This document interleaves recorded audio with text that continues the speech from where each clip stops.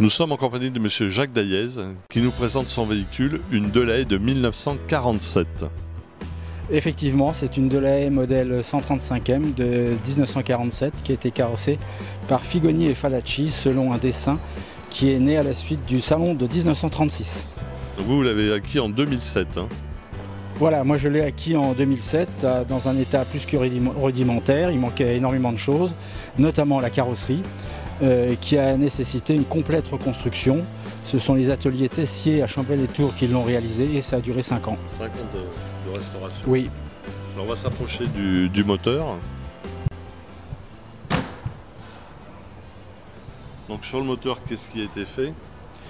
Alors le moteur lui-même a complètement été restauré, hein, tout est rectifié, les chambres, tout ça, tout a été refait. Donc c'est un 3,5 litres, gavé par 3 carburateurs Solex. Que vous dire d'autre? Alors ce qui est intéressant dans cette voiture et ce qui était novateur à l'époque, c'est la boîte de vitesse. Parce que c'est une boîte de vitesse électromagnétique. Donc ça veut dire qu'elle se pilote au volant. Donc pour l'époque, c'était déjà un petit peu d'avant-garde. C'était absolument d'avant-garde et c'est né de la course puisque Delahaye s'est beaucoup inspiré des véhicules de course qu'il avait fait à cette époque. Et c'était une façon pour eux de tomber les régimes avant de rentrer dans les virages. Ça sollicitait beaucoup moins les freins et ça ne laissait pas tomber le régime moteur. Alors on va passer devant sur la calandre, qui n'est pas une calandre Delahaye, qui a été réalisée par Figoni. Donc.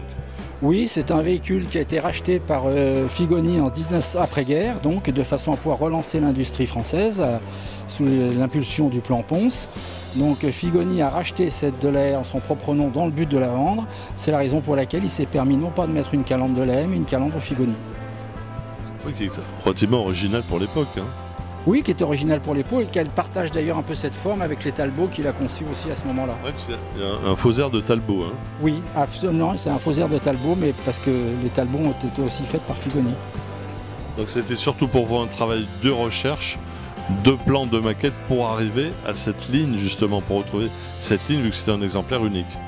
Oui, toute la difficulté ça a été de colliger une iconographie importante parce que je ne pouvais pas me permettre de me laisser embrigader dans une restauration de cette importance-là, sans être certain que c'était d'abord la bonne voiture et sans être certain de pouvoir la reconstruire strictement à l'identique. Et pour ce faire, on s'est inspiré de la technologie 3D de façon à ce qu'au millimètre, elle soit ce qu'elle était.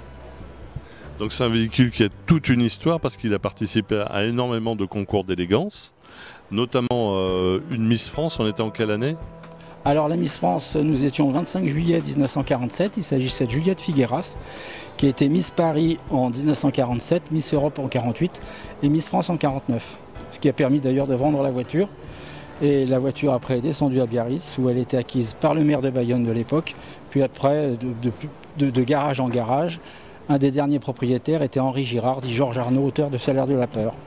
Voilà, et vous perpétrez cette tradition puisque vous-même avec votre épouse, vous continuez à faire des concours d'élégance, la Bolle. Alors pour nous, c'est effectivement l'occasion de promouvoir la grande carrosserie française, l'élégance française, parce qu'il s'agit bien de concours d'élégance à la française, donc où l'équipage est autant récompensé que le véhicule. Et c'est vrai qu'avec mon épouse, on parcourt la France quasiment tous les ans et on a jusqu'à présent fait les plus grands concours français. Merci à vous de vous en montrer ce magnifique véhicule, exceptionnel, pièce unique. Absolument, une pièce unique et le bonheur est là. Et vous êtes basé dans quelle région? Je ne vais pas demander. J'habite à Annecy. Annecy, d'accord. Il faudrait un jour que vous veniez à Paris. Mais avec des concentrations. Avec plaisir. Il y a des portes qui vont s'ouvrir, je l'espère, Chantilly, la Villa d'Est. Ouais. Mais pour l'instant, elle vient tout juste de sortir, donc c'est un petit peu tôt cette année, j'espère l'année prochaine. Parce qu'à Paris, il y a une association qui s'appelle Vincennes en Ancienne. Donc pour cet été, si vous pouvez venir avec votre véhicule, pour le faire admirer de nous tous. Mais avec plaisir, Vincennes en Ancienne, oui, bien entendu. C'est une association qui marche très fort, la traversée de Paris, enfin, voilà, absolument. Merci à vous. Merci infiniment. Bonne journée.